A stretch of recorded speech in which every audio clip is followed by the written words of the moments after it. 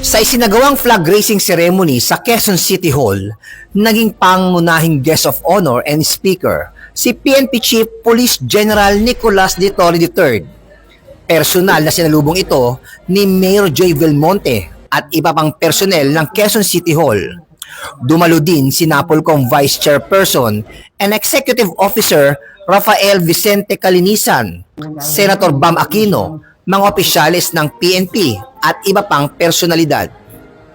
Binigyan diin ni General Torre na kayang ipamalas ng pulisya sa kanyang liderato ang mabilis na pagresponde sa pamamagitan ng pagtawag sa 911. Dahil 911, darating kami sa loob ng 5 minuto.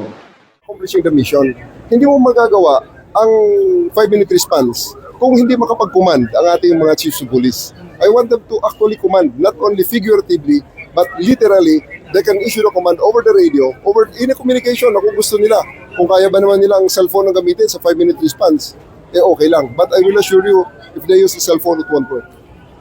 Inspirado din ito sa kanyang mensahe na halos ang buhay ng kanyang pagiging pulis at pagiging matatag ay mula sa Quezon City.